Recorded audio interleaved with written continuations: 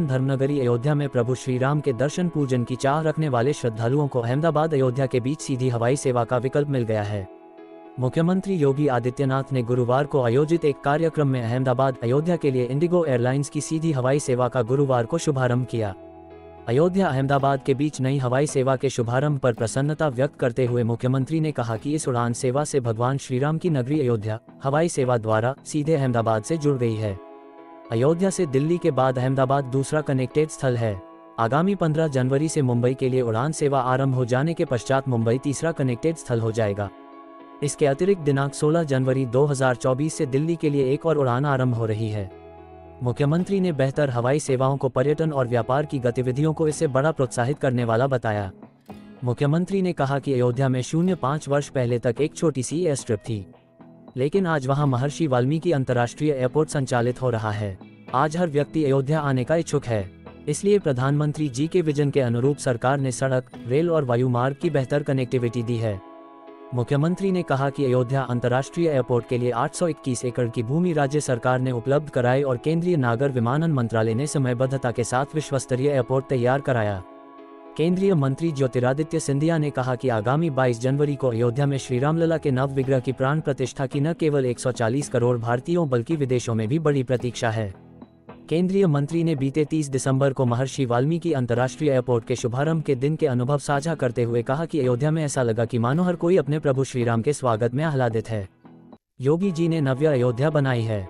Ayodhya airport सहित विभिन्न विकास परियोजनाओं की समयबद्धता पर खुशी जाहिर करते हुए उन्होंने कहा कि जहां होता है राम का नाम वहां पूरे होते हैं सारे काम। उन्होंने कहा कि मुख्यमंत्री योगी आदित्यनाथ के सहयोग से ही महज 20 महीने में यह एयरपोर्ट बन सका।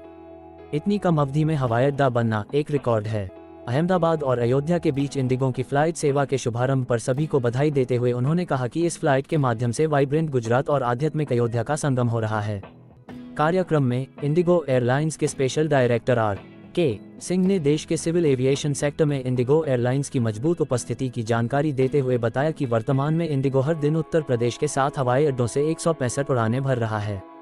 आने वाले दिनों में इसमें और बढ़ोतरी सुनिश्चित है। अयोध्या अहमदाबाद के बीच शुरू हुई नई फ्लाइट के बारे में जानकारी देते हुए उन्होंने बताया कि दोनों ओर से फ्लाइट सप्ताह में 3 दिन में उपलब्ध होगी। इस मौके पर मुख्यमंत्री योगी आदित्यनाथ, केंद्रीय मंत्री ज्योतिरादित्य सिंधिया और फ्लाइट संख्या 6112 की अयोध्या से पहली उड़ान के पहले यात्री को बोर्डिंग पास भी प्रदान किया गया। वर्चुअल माध्यम से हुए इस कार्यक्रम में सांसद लल्लू सिंह और सांसद किरीट प्रेमजी भाई सोलंकी के अलावा इंडिगो के प्रतिनिधिगणों की भी उपस्थिति रही। मेरे सामने जो मुझे अवगत कराया गया कि 2009 में प्रारंभ हुई लखनऊ एयरपोर्ट से जो पहली उड़ान थी, आज वह 13 कनेक्टेड राष्ट्रीय गंतव्य स्थल के लिए और 84 उड़ानें इनके माध्यम से प्रतिदिन इंडिगो के द्वारा अकेले यहां से उपलब्ध कराई जा रही है। ऐसे ही वाराणसी में 2014 से 6 कनेक्टेड राष्ट्रीय गंतव्य स्थलों के लिए 34 उड़ानें प्रतिदिन इंडिगो के द्वारा उपलब्ध है। गोरखपुर एयरपोर्ट से 2018 से प्रारंभ हुई वर्तमान में 4 कनेक्टेड राष्ट्रीय गंतव्य स्थलों के लिए 6 उड़ानें उपलब्ध कराई जा रही हैं और प्रयागराज से 2018 में प्रारंभ हुई 10 कनेक्टेड राष्ट्रीय गंतव्य स्थलों के लिए 11 उड़ानें प्रतिदिन उपलब्ध हैं।